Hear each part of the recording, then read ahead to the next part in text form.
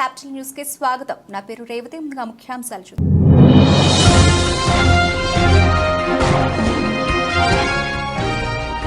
చైనాను ముంచెత్తిన వరదలు 47 మంది మృతి.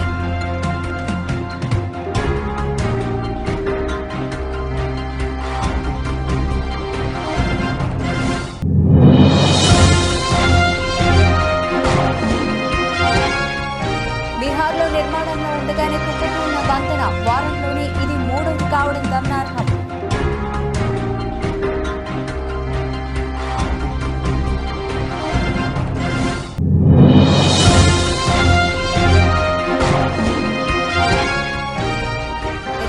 జిల్లాలో వైసీపీ భవనాలు ఏంటి ఈ ప్యాలెస్ లో పిచ్చి అంటూ జగన్ పై నారా లోకేష్ ఫైట్.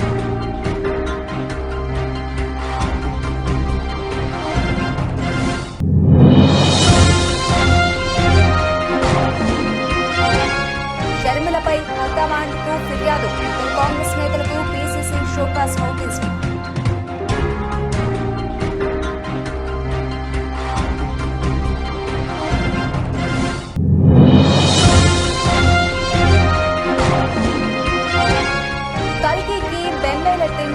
టికెట్ రేట్లు సామాన్యుడు చూడొద్దా అంటున్న విశ్లేషకులు.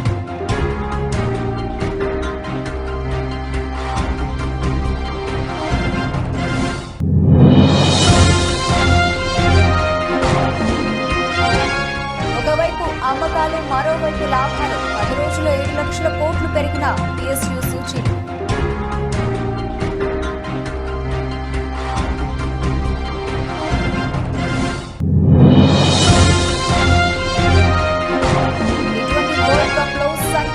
ఆస్ట్రేలియాను చిత్తు చేసిన ఆఫ్ఘనిస్తాన్.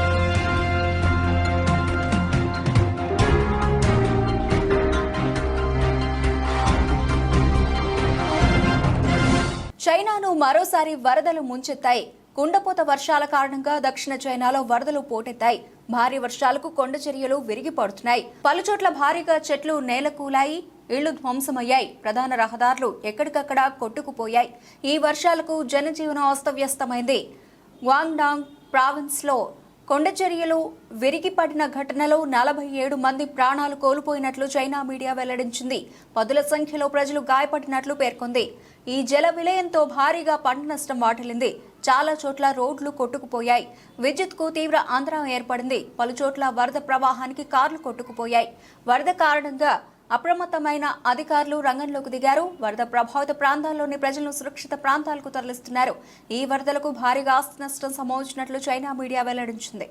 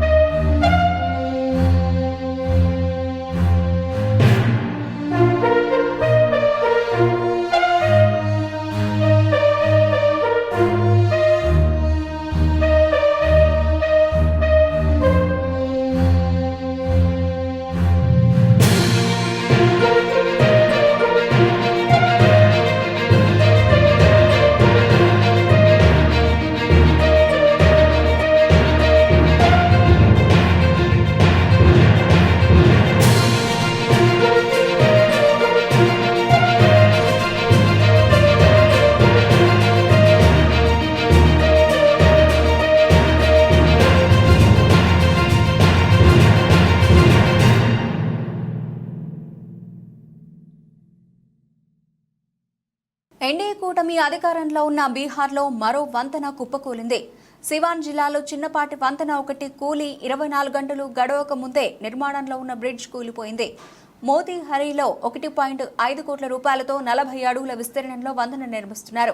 ఈ క్రమంలో ఆదివారం రాత్రి 12 గంటలకు అది ఒక్కసారిగా కూలిపోయింది. సిమెంట్, ఇసుక తగిన పాళ్లలో సరిపోకపోవడం, కాస్టింగ్ కోసం ఏర్పాటు చేసిన సెంటరింగ్ పైపు బలహీనంగా ఉండడంతో బ్రిడ్జ్ కూలిపోయిందని గ్రామస్తులు ఆరోపిస్తున్నారు. దీంతో వారం రోజుల్లోనే రాష్ట్రంలో వంతెనలు కుప్పకూలిపోవడం ఇది మూడోసారి. అరిరాయోలని బక్రా నదిపై 12 కోట్ల రూపాయలతో నిర్మించిన బ్రిడ్జ్ ఈ నెల 18న కూలిపోయిన విషయం తెలిసిందే. ఇక జూన్ 22న సివాన్లోని గండక్ కాలువపై వంతెన కుప్పకూలింది. దౌరందా మహారాజాగంజ్ బ్లాక్స్లోని 2 గ్రామాలను కలుపుతూ కెనాల్పై కట్టిన ఈ బ్రిడ్జ్ చాలా ఇండ్ల క్రితం నాటిదని, కెనాల్లోని నీటి ప్రవాహ దాటికి పిల్లర్లు దెబ్బతిని వంతెన కూలిందని జిల్లా కలెక్టర్ ముకుల్ కుమార్ గుప్తా తెలిపారు. మంగళవారం అరారియా జిల్లాలో కొత్తగా నిర్మించిన 180 మీటర్ల పొడవైన బ్రిడ్జ్ కుప్పకూలిపోవడం సంచలనం రేపింది. దీంతో నదులు, కాలువలపై నిర్మించిన వంతెనల పటిష్టతపై పలు అనుమానాలు తలెత్తుతున్నాయి. రాష్ట్ర ప్రభుత్వం చేపడుతున్న పబ్లిక్ వర్క్స్ లో నాణ్యత లోపాలు, అక్రమాల వల్లే ఈ ఘటనలు జరుగుతున్నాయని సర్వత్రా ఆందోళన వ్యక్తమవుతోంది.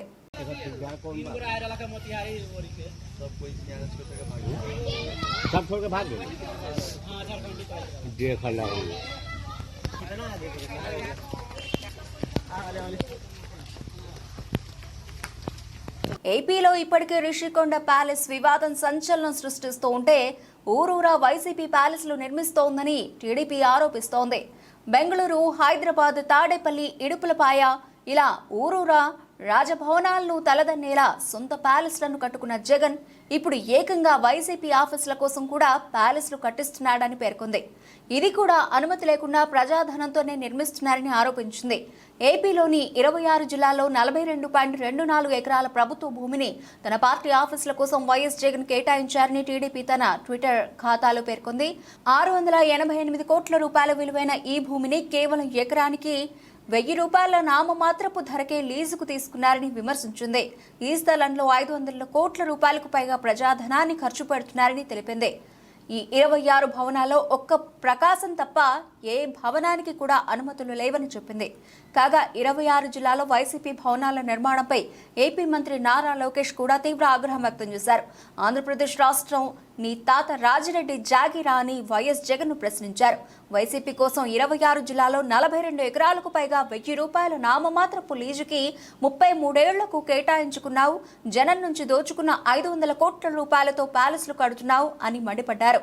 జగన్ ఒక్కడి భూదాహానికి కబ్జా అయిన 600 కోట్లకు పైగా విలువైన 42 ఎకరాల్లో 4200 మంది పేదలకు సెంటు స్థలాలు ఇవ్వొచ్చని అన్నారు.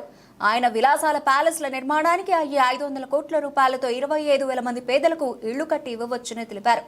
ఏంటి ఈ ప్యాలెస్ల పిచ్చి, నీ ధనదాహానికి అంతులేదా అని మండిపడ్డారు.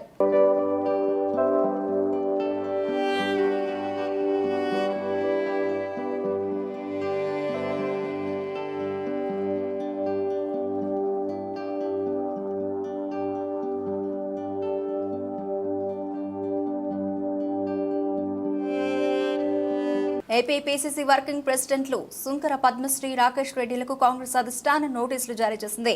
పార్లమెంట్ ఎన్నికల సమయంలో ఏఐసీసీ వ్యవహారాల incharge Manickam Tagore, AP PCC అధ్యక్షురాలు వైఎస్ షర్మిల అవినీతికి పాల్పడ్డారంటూ ఆరోపణలు చేసినందుకు గాను పీసీసీ ఈ నిర్ణయం తీసుకుంది. ఈ మేరకు వారిద్దరికీ పీసీసీ క్రమశిక్షణ సంఘం చైర్మన్ లింగశెట్టి ఈశ్వరరావు షోకాజ్ నోటీసులు పంపించారు. పార్టీ వ్యతిరేక కార్యక్రమాలకు పాల్పడమే కాకుండా తిరుగుబాటు గ్రూపులతో కలిసి మీడియా సమక్షంలో తీవ్రమైన ఆరోపణలు చేశారని, పార్టీ ప్రతిష్టకు, నాయకత్వానికి నష్టం కలిగించారని సుంకర పద్మశ్రీ రాకేష్ రెడ్డిలకు పంపించిన నోటీసులో పేర్కొన్నారు. వారు చేసిన ఆరోపణలపై వారం రోజులుగా వివరణ ఇవ్వాలని ఆదేశించారు. రాష్ట్రంలో కాంగ్రెస్ పార్టీ ఓటమికి షర్మిల ఒంటెద్దు పోకడలే కారణమని AP PCC working president Sunkara Padmasri Rakesh Reddy ఇటీవల అధిష్టానానికి ఫిర్యాదు చేశారు. షర్మిల నాయకత్వాన్ని వ్యతిరేకిస్తూ ఏఐసీసీ జనరల్ సెక్రటరీ కేసీ వేణుగోపాల్కు లేఖ రాశారు. షర్మిలను ఏపీ పీసీసీ చీఫ్ గా నియమించినప్పుడు కాంగ్రెస్ పార్టీని బలోపేతం చేస్తారని చాలా నమ్మకం పెట్టుకున్నామని సుంకర్ పద్మశ్రీ రాకేష్ రెడ్డిలు ఆ లేఖలో పేర్కొన్నారు. కానీ ఆమె సొంత నిర్ణయాల కారణంగా రాష్ట్రంలో పార్టీకి తీవ్ర నష్టం జరిగిందని ఆరోపించారు. సార్వత్రిక ఎన్నికల్లో సమర్థులైన నేతలకు టికెట్లు ఇవ్వలేదని విమర్శించారు. డబ్బులు ఇచ్చిన వారికే బీఫామ్ కేటాయించారని అన్నారు. సిడబ్ల్యూసీ సభ్యులు, సీనియర్ నాయకులు ఇచ్చిన సూచనలను ఆమె పరిగణలోకి తీసుకోలేదని తెలిపారు. షర్మిల అవగాహన రాహిత్యం కాంగ్రెస్ పార్టీ క్యాడర్ నాయకులను తీవ్ర నిరాశ, నిస్పృహలకు గురిచేస్తుందని పేర్కొన్నారు.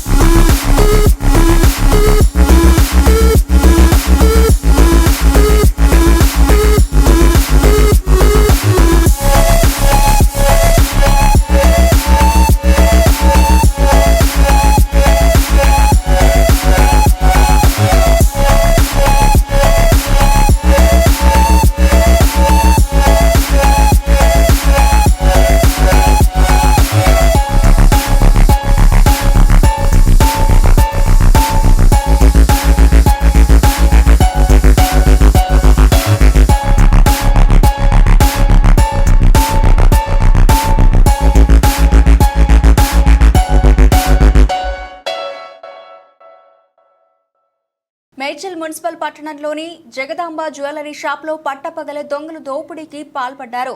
పోలీస్ స్టేషన్ పక్కనే గల జగదాంబ జ్యువెలరీ షాపులో గుర్తు తెలియని దుండగులు బుర్కా ధరించి షాపు యజమాని శేషారంపై కత్తితో దాడి చేశారు. అతడి ఛాతీపై పొడిచి షాపులోని నగలను తన బ్యాగ్లో వేయమని అరిచాడు. అనంతరం నగల షాపులోని బంగారు ఆభరణాలను దోచుకెళ్లారు. దుకాణానికి వచ్చిన ఇద్దరు దుండగుల్లో ఒకరు బుర్కా ధరించాడు. వారు పల్సర్ బైక్ పై వచ్చారు. బంగారు దుకాణంలో చోటు చేసుకున్న ఘటనపై సీసీ ఫుటేజ్లు రికార్డ్ అయ్యాయి. దీంతో దుండగులు ఫోటోలు వెలుగు చూశాయి. షాపు యజమాని ఫిర్యాదు మేరకు పోలీసులు అక్కడ చేరుకుని వివరాలు సేకరించారు. కేసు నమోదు చేసి దర్యాప్తు చేస్తున్నారు. అక్కడ ఒక జ్యువెలరీ షాప్ లో వచ్చి ఓనర్ వాళ్ళకి అటాక్ చేసి దాడి చేసి attempted to take away some things, కానీ అది సక్సెస్ఫుల్ కాలేదు. వాళ్ళు పారిపోయారు అండ్ అది బాగా వైడ్లీ రిపోర్ట్ అయింది. సో దాంట్లో మన తరఫ్ సైబరాబాద్ సైడ్ నుంచి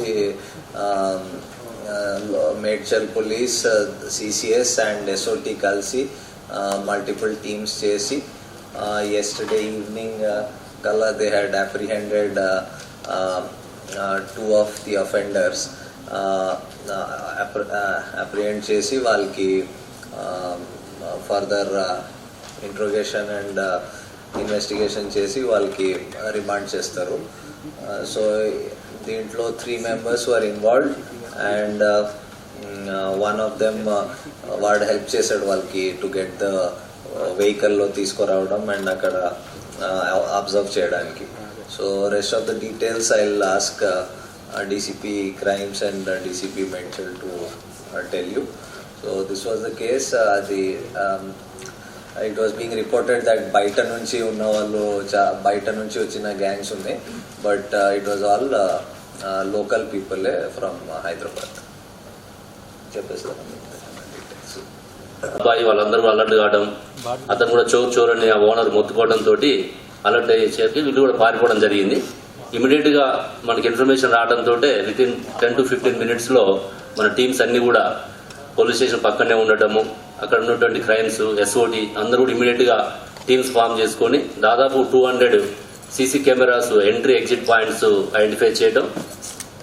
మనం చూస్తున్న ప్రాసెస్ లో బైక్ ఆ పక్కనే దగ్గరలో నియరెస్ట్ ప్లేస్ లో ఒక 1 kilometer దూరంలో దాన్ని పడేసిపోవడం, దాని తర్వాత దాన్ని బైక్ ని చూసినప్పుడు దాని నెంబరు అందరూ ట్రేస్ చేయడం, ఇమీడియట్ గా ఆర్టీఏ యాప్ లో పోయి ఆ ఓనర్స్ పర్టికులర్ చూసుకుంటే అది మన ఓయూ ఉస్మానియా యూనివర్సిటీ పరిధిలో ఉన్నటువంటి అబ్సిగూడ ఏరియాలో అది ఒక 4 days బ్యాకే స్టోలెన్ అయింది. ఇమీడియట్ గా ఓనర్స్ ని కన్సల్ట్ చేసి అక్కడి నుంచి కూడా మనం సీసీ ఫుటేజ్ కలెక్ట్ చేసి దాని రూట్ అంతా కూడా ఓయూపీఎస్ నుంచి అప్ టు చాదర్గఢ్, మీర్చౌక్, చార్మినార్ వరకు కూడా దాదాపు అన్ని టీమ్స్ ఫాలోఅప్ చేసి అక్కడ రీసెంట్ గా వీళ్ళు చాదర్గఢ్ లో అయినటువంటి రాబరీలో కూడా ఇన్వాల్వ్ కావడము, అప్పటికే మన వాళ్ళందరూ కూడా జైల్ రిలీజ్ పర్సన్ తీసుకోవడము, వాళ్ళ యొక్క ఇంటరాగేషన్ రిపోర్ట్స్ స్టడీ చేయడము, ఎక్కడైతే సీసీ ఫుటేజ్ క్లారిటీ వచ్చిందో అక్కడ ఈ పర్సన్ చాదర్గఢ్ లో ఇన్వాల్వ్ అయిన పర్సన్ ఐడెంటిఫై చేసుకొని ఇమీడియట్ గా ఐఆర్ లో ఉన్నట్టు నెంబర్స్ ఆధారంగా మనం A1 ని అజీజ్ కొటాడియా అని మనం ఐడెంటిఫై చేసి పట్టుకోవడం జరిగింది. ఫస్ట్ అసలే ప్రభాస్ సినిమా, అందులో అమితాబ్ బచ్చన్, దీపికా పదుకొనే, కమల్ హాసన్ లాంటి భారీ తారాగడం. బడ్జెట్ ఏమో 700 కోట్ల రూపాయలు. విజువల్స్ చూస్తే హాలీవుడ్ స్థాయికి ఏమాత్రం తక్కువగా లేవు. ఇలాంటి సినిమా అంటే టికెట్ రేటు కొంచెం ఎక్కువైనా ప్రేక్షకులు వెనకాడరు. మామూలుగానే పెద్ద సినిమాలకు రేట్లు పెంచుతారు కాబట్టి కల్కి విషయంలోనూ ఎక్కువ రేట్లు పెట్టి టికెట్లు కొనడానికి ప్రేక్షకులు రెడీగానే ఉన్నారు. అయితే ఈ చిత్రానికి మామూలుగా పెద్ద సినిమాలకు పెట్టే దానికంటే ఎక్కువ ధరలే పెట్టాల్సి ఉంటుంది. తెలంగాణ వరకు ఈ సినిమాకు టికెట్ల ధరలు ఖరారయ్యాయి. సింగిల్ స్క్రీన్లలో 75 రూపాయలు, మల్టీప్లెక్స్లలో 100 రూపాయల రేట్లు పెరగనున్నాయి. రెగ్యులర్ షోల వరకు ప్రీమియం సింగిల్ స్క్రీన్లకు ట్యాక్స్లతో కలిపి 265 రూపాయలు, మల్టీప్లెక్స్లకు 413 రూపాయలుగా రేట్లు ఫిక్స్ చేశారు. అయితే కల్కి 3D సినిమా కాబట్టి 3D గ్లాసులకు అదనపు ధర చెల్లించాల్సి ఉంటుంది.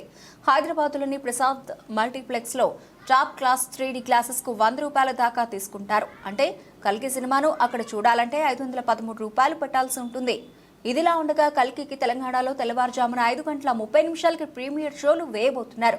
మామూలుగా తెల్లవారుజామున షోలకు రెగ్యులర్ రేట్లు ఉంటాయి, కానీ కల్కికి మాత్రం 5:30 షోలకు స్పెషల్ రేట్లు పెడుతున్నారు. దీని ప్రకారం సింగిల్ స్క్రీన్లు, మల్టీప్లెక్స్లు అన్నింటికీ కలిపి ఏకమొత్తంగా 200 రూపాయలు అదనపు రేటు పెట్టేశారు.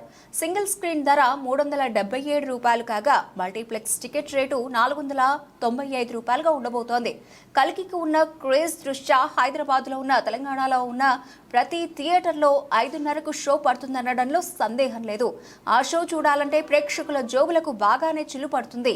ఈ రేట్లు మరీ ఎక్కువ అనే అభిప్రాయాలు వ్యక్తమవుతున్నప్పటికీ కల్కి స్థాయి సినిమాకు అంత రేటు పెట్టొచ్చని, అందుకు తగ్గ వినోదాన్ని, ప్రత్యేక అనుభూతిని సినిమా ఇస్తుందనే ఆశించవచ్చు. ఆంధ్రప్రదేశ్కు సంబంధించి ఇంకా టికెట్ల ధరలు ఖరారవ్వలేదు.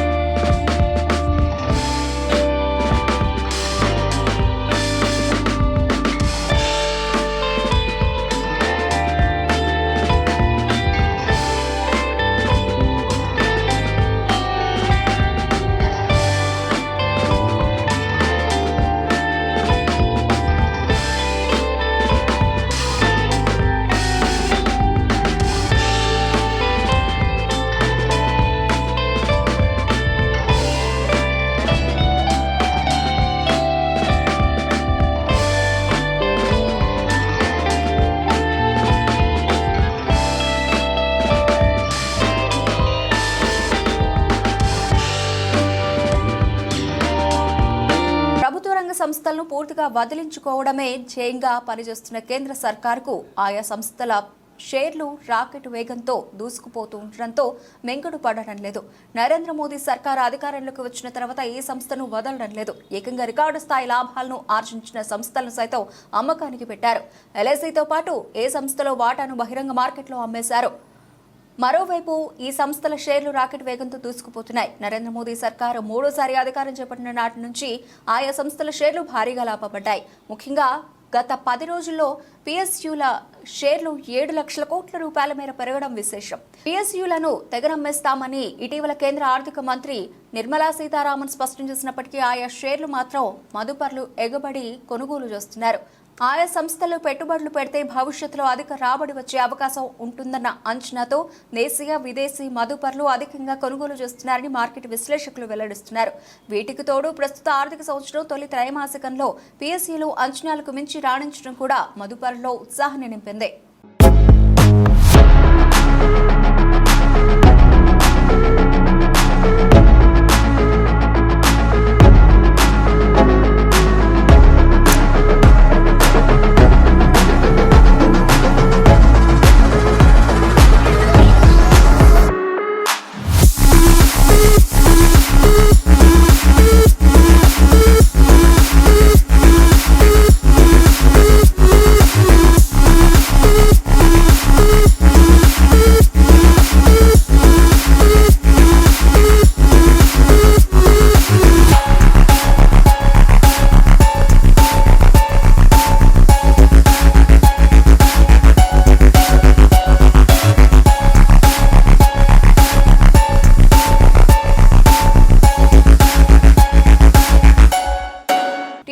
వరల్డ్ కప్ లో మరో సంచలనం నమోదైంది. సూపర్ 8 పోర్లో ఆస్ట్రేలియాపై ఆఫ్ఘనిస్తాన్ 21 పరుగుల తేడాతో ఘన విజయం సాధించింది.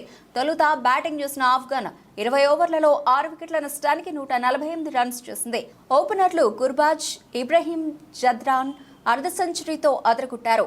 Aussies pacer Pat Cummins T20 ప్రపంచ కప్ లో వరుసగా రెండోసారి హ్యాట్రిక్ వికెట్లు తీశారు. కాగా స్వల్ప లక్ష్యాన్ని ఛేదించడానికి ఆసీస్ బ్యాట్స్మెన్ అష్టకష్టాలు పడ్డారు. ఆఫ్ఘన్ బౌలర్ల ధాటికి సహచరులంతా వెనుతిరుగుతున్న గ్లెన్ మ్యాక్స్వెల్ ఒంటరి పోరాటం చేశాడు. 59 పరుగులు చేసిన అతడు అవతలి ఎండ్ నుంచి సపోర్ట్ లభించకపోవడంతో జట్టును విజయ తీరాలకు చేర్చలేకపోయాడు. చివరికి 19.2 ఓవర్లలో 127 రన్స్ మాత్రమే చేసిన ఆసీస్ ఓటమిని మూటగట్టుకుంది. జట్టులో Mitchell Marsh, Maxwell, Marcus Stoinis మాత్రమే 2 అంకెల స్కోర్లు చేయడం గమనార్హం. ఆఫ్ఘన్ విజయంలో బౌలర్ గుల్బాదిన్ నైబ్ కీలక పాత్ర పోషించాడు. 20 పరుగులు మాత్రమే ఇచ్చి 4 కీలక వికెట్లు పడగొట్టాడు.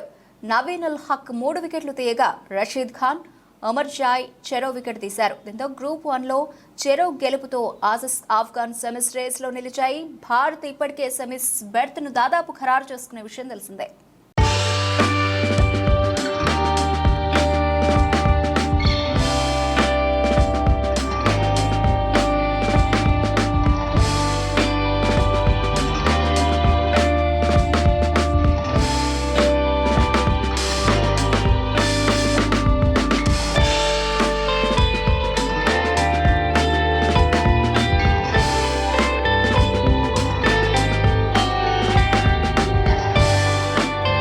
ముగించే ముందు హెడ్లైన్స్ మరోసారి.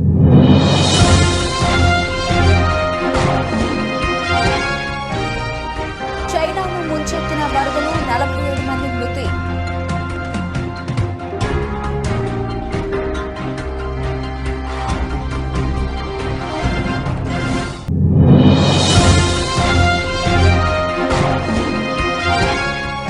బీహార్లో నిర్మాణంలో ఉండగానే కుప్పకూలిన వంతెన, వారంలోనే ఇది 3వది కావడం గమనార్హం.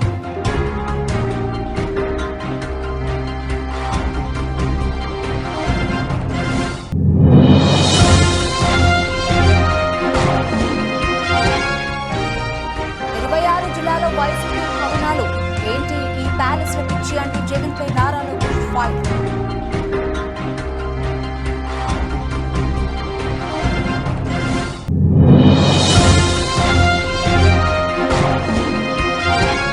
షర్మిలపై హైకమాండ్కు ఫిర్యాదు, ఇద్దరు కాంగ్రెస్ నేతలకు పీసీసీ షోకాస్ నోటీసులు.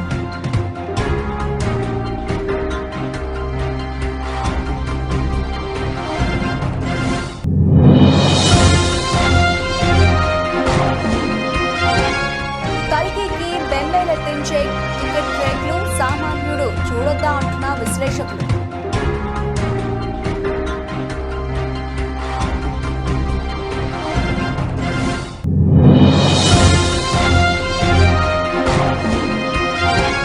ఒకవైపు అమ్మకాలు, మరోవైపు లాభాలు. 10 రోజుల్లో 7 లక్షల కోట్లు పెరిగిన PSU సూచీలు.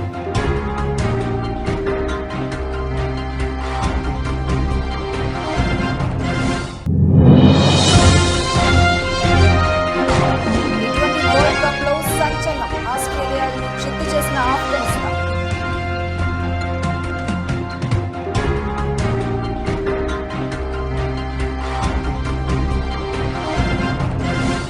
ఇవి ఇప్పటివరకు నవల్చిన అప్డేట్స్. మరిన్ని అప్డేట్స్ తో మళ్ళీ కలుద్దాం. అంతవరకు సెలవు, నమస్తే.